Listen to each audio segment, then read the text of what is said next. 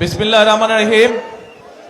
আজকের এই নির্বাচনী জনসভার সম্মানিত সভাপতি, মঞ্চে উপস্থিত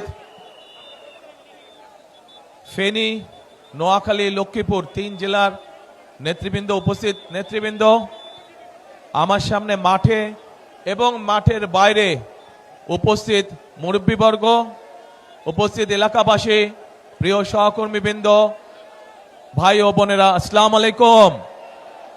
আসসালামু আলাইকুম। কেমন আছেন সবাই? আচ্ছা, আজকে এই যে বহু বছর পরে ফেনীতে এসেছি আমি, আজকে সকালে আমার প্রথম মিটিংটা ছিল চট্টগ্রামে। চট্টগ্রামের সাথে আমার একটা আবেগ ঘন সম্পর্ক রয়েছে, আর ফেনীতে তারপরের মিটিংয়ে আসলাম, ফেনীর সাথে রয়েছে আমার একটা আত্মীয়তার সম্পর্ক, তথা গ্রেটার নোয়াখালীর সাথে রয়েছে একটা আত্মীয়তার সম্পর্ক। প্রিয় ভাই বোনেরা, আপনাদের যেমন দাবি আছে বিএনপির কাছে, ঠিক একইভাবে বিএনপিরও কিন্তু দাবি আছে আপনাদের কাছে। ঠিক ঠিক বলেছে? এই যে পিছনে যারা আছেন, ফেনী, নোয়াখালী, লক্ষ্মীপুরের মানুষের যেমন বিএনপির কাছে একটা দাবি আছে, জোর দাবি এলাকার উন্নয়নের ব্যাপারে, মানুষের সমস্যা দূর করার ব্যাপারে, ঠিক বিএনপিরও একটা দাবি আছে না আপনাদের কাছে? কি সেই দাবি? কি সেই দাবি? ধানের শীষকে জয়যুক্ত করা, ধানের শীষকে জয়যুক্ত করা। এখন প্রিয় ভাই বোনেরা, আমরা রাজনীতি করি, আমরা রাজনীতি করি কাদের জন্য? দেশের মানুষের জন্য আমরা রাজনীতি করি। স্বাভাবিকভাবেই আমরা যখন দেশের মানুষের জন্য কাজ করতে চাইব, তখন আমাদের পরিকল্পনা থাকতে হবে। আমরা যা বলবো, আমরা আপনাদের সামনে চেষ্টা করব সেই কাজগুলো বাস্তবায়ন করার জন্য। কারণ আমরা মনে করি জনগণই হচ্ছে বিএনপির সকল রাজনৈতিক ক্ষমতার উৎস। সেই জন্যই প্রিয় ভাই বোনেরা, আপনারা দেখেছেন যে যখন আমি এই দেশে আসলাম প্রায় 17 বছর পরে, স্বৈরাচারের পতনের পরে, তখন কিন্তু আমি একটি কথা বলেছিলাম যে আমি দেশের মানুষের জন্য কিছু পরিকল্পনা তৈরি করেছি। সেই পরিকল্পনাগুলি হচ্ছে কিভাবে, একটি পরিকল্পনা হচ্ছে যে কিভাবে দেশের যে নারী সমাজ আছে, বিশেষ করে গ্রাম অঞ্চল সহ শহর অঞ্চলের যে যারা পরিশ্রম করে খেটে খাওয়া মানুষ, এই মানুষগুলোর ভেতর পরিবারগুলোর মধ্যে নারীদের জন্য একটি ফ্যামিলি কার্ড আমরা দিতে চাই। যেই ফ্যামিলি কার্ডের মাধ্যমে প্রতি মাসে প্রত্যেক গৃহিণী সরকারের পক্ষ থেকে একটি অল্প হলেও একটি সহযোগিতা পাবে।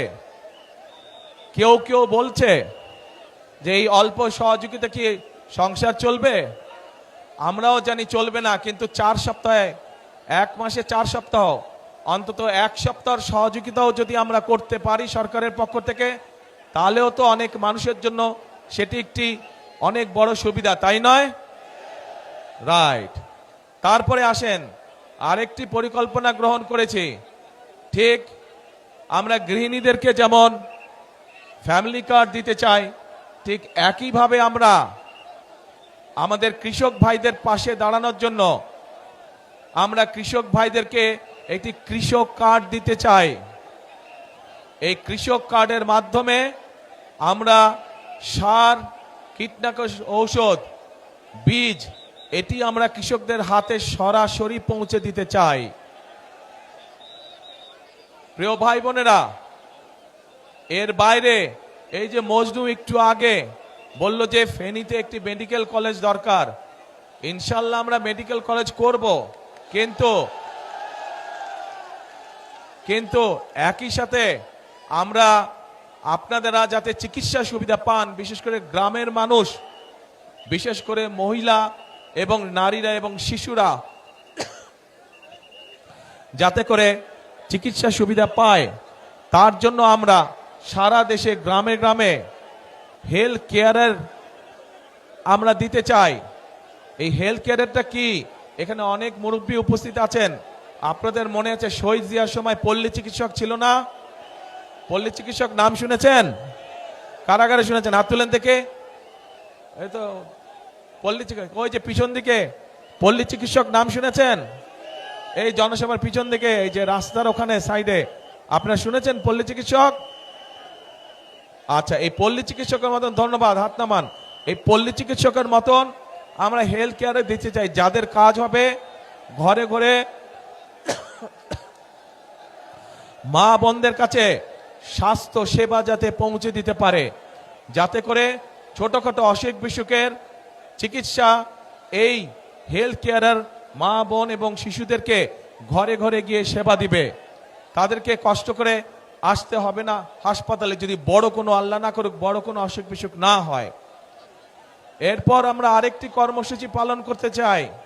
প্রিয় ভাই বোনেরা, আপনাদের মনে আছে এই 1 বছর, সোয়া বছর আগে হঠাৎ করে একটা বন্যা আসলো, ফেনী নদীর পানি দিয়ে আসলো না?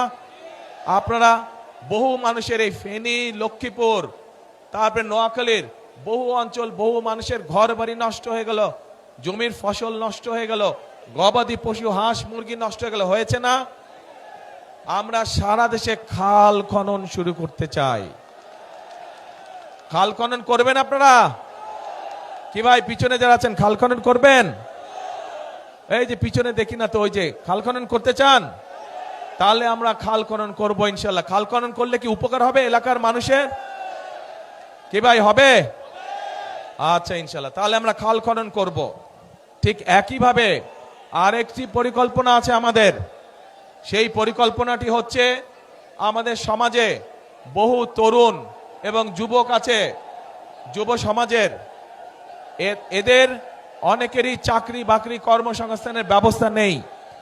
আমরা এই মানুষগুলোর জন্য চাকরি বাকরি কর্মসংস্থানের ব্যবস্থা করতে চাই।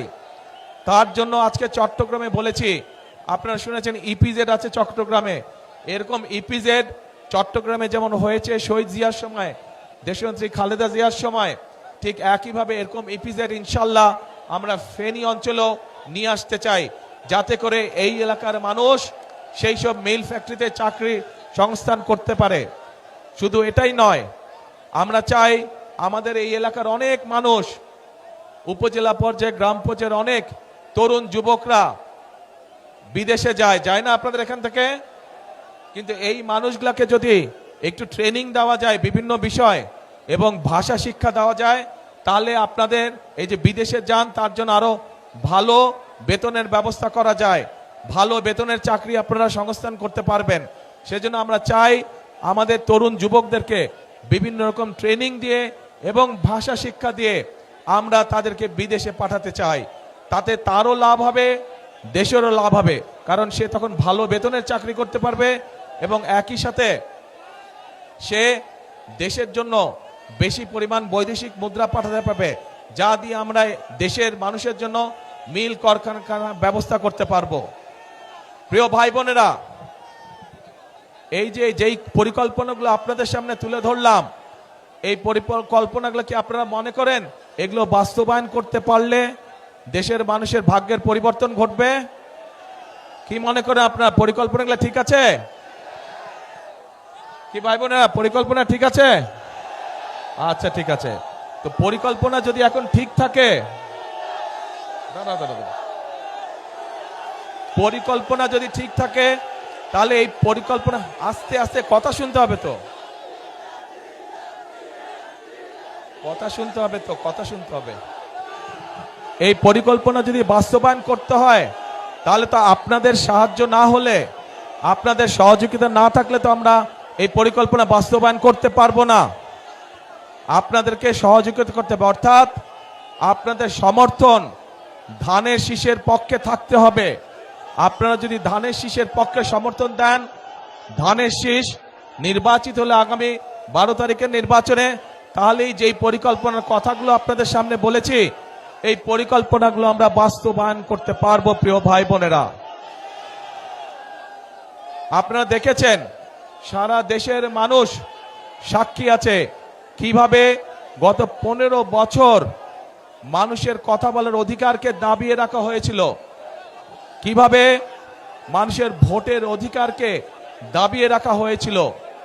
প্রিয় ভাই বোনেরা, 2024 সালের 5ই আগস্ট ছাত্র জনতার আন্দোলনের মুখে সেই স্বৈরাচার পালিয়ে যেতে বাধ্য হয়। আজ একটি পরিবর্তনের সময় এসেছে।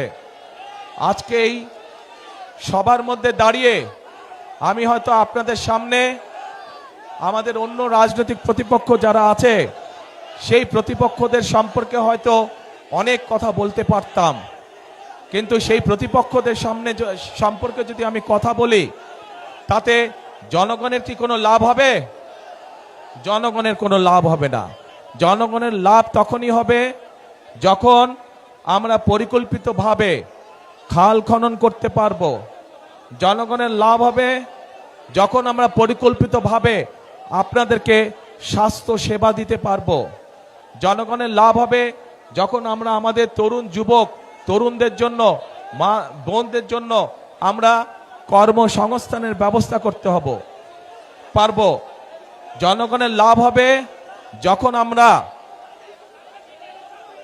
আপনাদের জন্য রাস্তাঘাট, ব্যবসা বাণিজ্য অর্থাৎ আইন শৃঙ্খলা সঠিক রাখতে পারবো। তখনই জনগণের লাভ হবে। রাজনৈতিক প্রতিপক্ষ সম্পর্কে অনেক কথা বলা যায়, কিন্তু তাতে জনগণের লাভ কোনোই হবে না।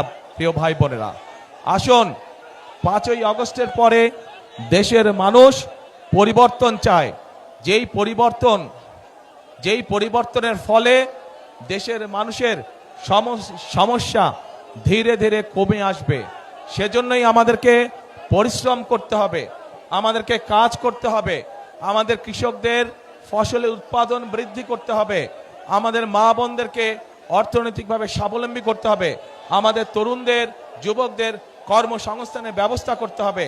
আমাদের মানুষরা, দেশের মানুষ যাতে নিরাপদে রাস্তাঘাটে চলাচল করতে পারে, নিরাপদে ব্যবসা বাণিজ্য করতে পারে, নিরাপদে চাকরি বাকরি করতে পারে, সেই জন্য আইন শৃঙ্খলা ব্যবস্থাকে কঠোর হস্তে নিয়ন্ত্রণ করতে হবে।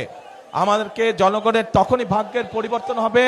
আমরা দেখেছি বিগত স্বৈরাচারের সময় কিভাবে এই দেশের জনগণের সম্পদ লুটপাট করে বিদেশে পাচার করে দেওয়া হয়েছিল।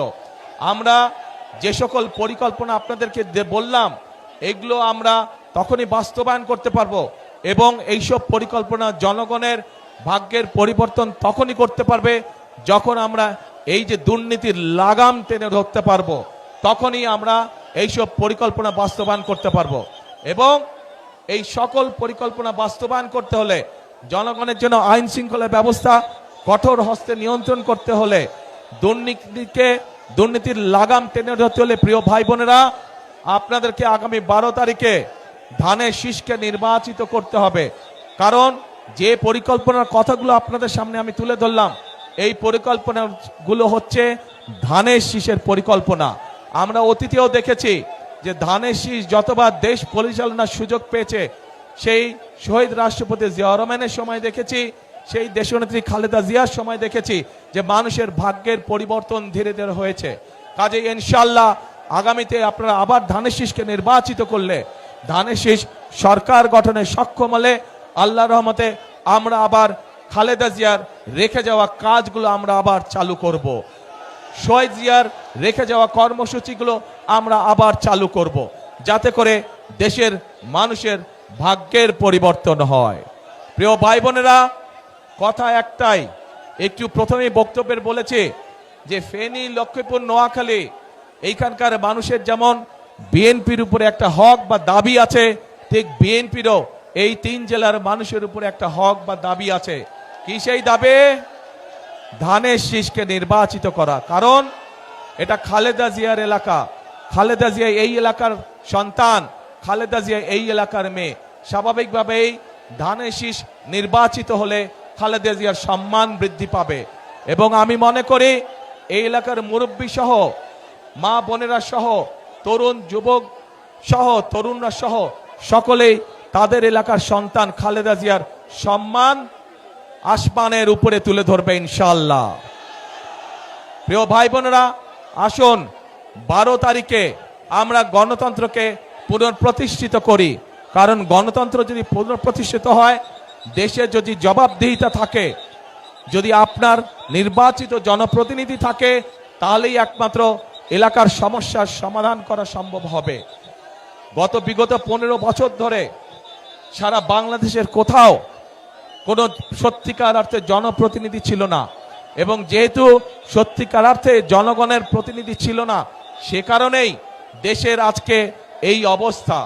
আমরা দেখেছি কিছু সংখ্যক মানুষের ভাগ্যের পরিবর্তন হয়েছে, কিন্তু 98% মানুষের ভাগ্যের কোনো পরিবর্তন হয় নাই।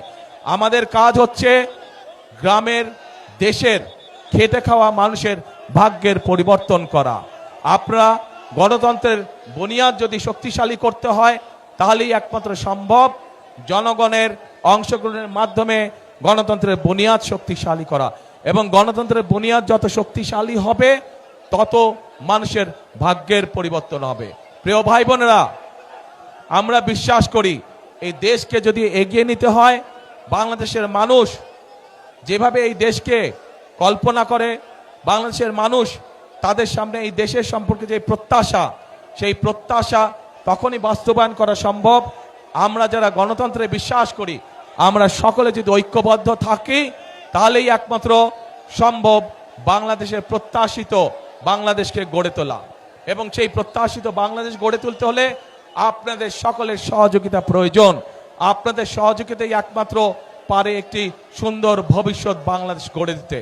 সেজন্যই আমি সবসময় একটি কথা বলি, করব কাজ, কে করব কাজ, গড়ব দেশ, সবার আগে বাংলাদেশ। আবার বলি, করব কাজ, সবার আগে বাংলাদেশ। প্রিয় ভাই বোনেরা, এই যে এখানে দাঁড়ান তো, আপনারা সামনে আসেন সবাই, আপনার প্রার্থীরা সব এখান দিয়ে দাঁড়ান, দাঁড়ান এখান দিয়ে, এটা লাগবে না, সরি অপু, এটা লাগবে না। এই যে এই মানুষগুলোকে আমি আপনাদের কাছে দিয়ে গেলাম, এদেরকে আপনারা 12 তারিখের ভোটে ধানের শীষে ভোট দিয়ে জয়যুক্ত করবেন। তাদেরকে জয়যুক্ত করলে তারা আপনাদের কাছে জবাবদিহি করতে বাধ্য থাকবে। এলাকার সমস্যার সমাধানের জন্য তাদের কাছে যাবেন, তাদের সাথে কথা বলবেন, তাদেরকে বলবেন এলাকার সমস্যার সমাধান করতে। বিএনপি ইনশাআল্লাহ জয়যুক্ত হলে, বিএনপি সরকার গঠন করলে এই এলাকার সমস্যার সমাধানের জন্য আমরা কাজগুলো শুরু করব। প্রিয় ভাই বোনেরা, কথা একটাই, আমাদেরকে দেশকে গড়তে হবে। এই দেশ যদি আমরা না গড়তে পারি, তাহলে আমাদের ভবিষ্যৎ, বংশধরদের ভবিষ্যৎ আমরা গড়ে তুলতে পারবো না। কাজে আসুন, এই দেশ আমার, আপনার, আমাদের সকলের শেষ ঠিকানা। এই দেশেই আমাদের জন্ম, এই দেশেই আমাদের মৃত্যু, এই দেশই আমাদের প্রথম ঠিকানা, এই দেশই আমাদের শেষ ঠিকানা। সেই জন্য এই দেশকে গড়ে তুলতে হলে আমাদের সকলকে ঐক্যবদ্ধ থাকতে হবে, আমাদের সকলকে একসাথে কাজ করতে হবে। প্রিয় ভাই বোনেরা, বিগত 15 বছর যেমন আপনাদের ভোটের অধিকার কেড়ে নেওয়া হচ্ছিল জোর করে, এখন যখন আবার গণতন্ত্রের ভিত্তি, গণতন্ত্রের চলার পথ শুরু হয়েছে, তখন একটি মহল কিন্তু ষড়যন্ত্র শুরু করেছে। কাজেই আপনাদের সকলকে অনুরোধ করব চোখ কান খোলা রাখার জন্য, যাতে আবার আপনাদের ভোটের অধিকার, কথা বলার অধিকার কেউ ষড়যন্ত্র করে কেড়ে নিয়ে যেতে না পারে। ভোটের দিন কখন যাবেন ভোট দিতে? কি ভাইরা, কখন যাবেন ভোটের দিন? এইবার ভোটের দিন যারা যারা তাহাজ্জুদ পড়েন না, তাহাজ্জুদের ওয়াক্তে উঠতে হবে। যারা পড়েন তাহাজ্জুদ ঠিক আছে, তারা তো পড়েনি, তাহাজ্জুদ ঘরে পড়ে আর যার যার ভোট কেন্দ্রে যাবেন, ভোট কেন্দ্রে গিয়ে ওখানে ভোট কেন্দ্রের সামনে ফজরের জামাত নামাজ আদায় করবেন জামাতে করে। তারপর 7টা থেকে ভোটের লাইনে দাঁড়িয়ে যাবেন, একদম হিসাব নিকাশ বুঝে তারপরে ঘরে ফিরবেন। শুধু ভোট দিয়ে ঘরে ফিরবেন না, হিসাব বুঝে নিয়ে ঘরে ফিরবেন। আজকে এই দেশের জনগণের সঠিক সিদ্ধান্তের উপরে নির্ভর করছে আগামী দিনের বাংলাদেশের ভবিষ্যৎ। ইনশাআল্লাহ আমরা যদি সকলে ঐক্যবদ্ধ থাকি, আমরা যদি সকলে একসাথে থাকি, ইনশাআল্লাহ আমরা আমাদের প্রত্যাশিত বাংলাদেশ গঠনের কাজ শুরু করতে পারবো। আল্লাহ হাফেজ। বাংলাদেশ জিন্দাবাদ, বাংলাদেশ জাতীয়তাবাদী জিন্দাবাদ। আসসালামু আলাইকুম। আপনাদের সাথে আবার দেখা হবে ইনশাআল্লাহ। আসসালামু আলাইকুম।